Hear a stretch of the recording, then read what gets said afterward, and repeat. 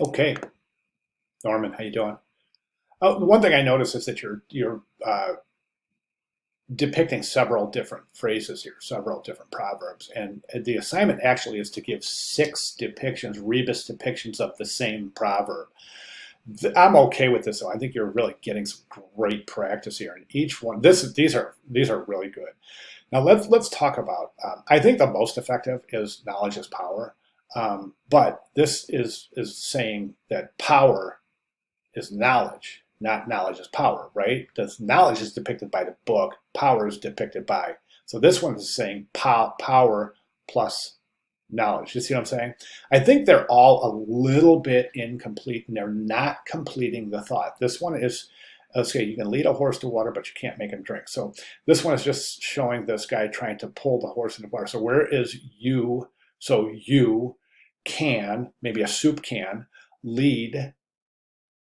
So think about how that, a horse to water, but you can't make him drink. So this could be, but you can't make him drink, right?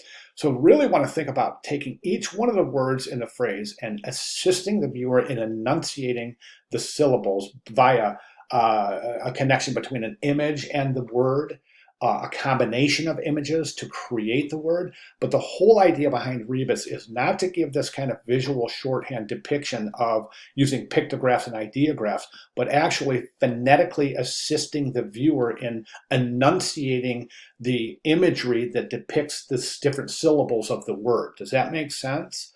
So for example, laughter is the best medicine. So laughter, that will work. So is the, and then best medicine. So this one just has laughter and medicine. So you're missing some of this.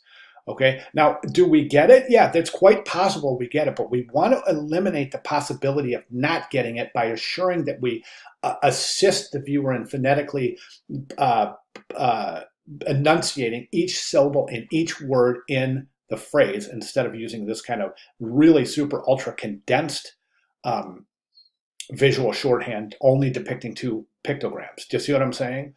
Um, don't. Okay, so you have don't, eggs, and basket. So are we able to put it together? Maybe, possibly, but we really need to fill in the blank. So don't put all eggs. So how do you depict put all your eggs in one basket? So in and then one, the number 1 basket. That could be a solution. Don't bite the hand that feeds you.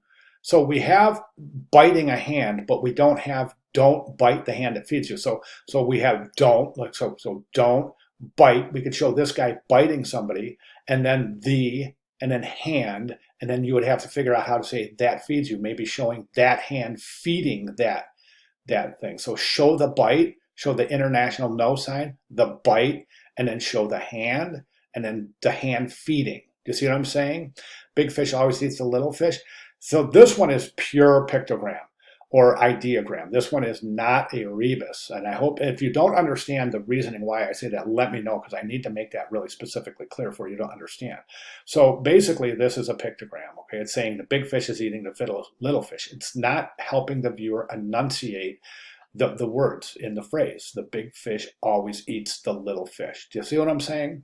So my recommendation at this point is to choose the one that you feel has the most potential. And to move into your final, I want you to really, really help the viewer enunciate every syllable and every word in the proverb without taking any kind of shortcuts. And I think that will definitely guarantee a level of success that can't be attained using pictograms and ideograms alone. Okay, all right, great job. A good start. You get it. It was great exercise using all of these. I'm really impressed that you were able to condense all of these different phrases. So it's really a great practice that you have done there. So at this point, let's go ahead and just really take my comments and the comments of your peers and also go through the discussion board. Take a look at some of the other videos where the comments will certainly be directly applicable to your work. Okay, so let's take it from here. If you have any questions at all, please let me know. I'll be more than glad to make any necessary clarifications. All right, great start, Norman. Thanks so much for sharing.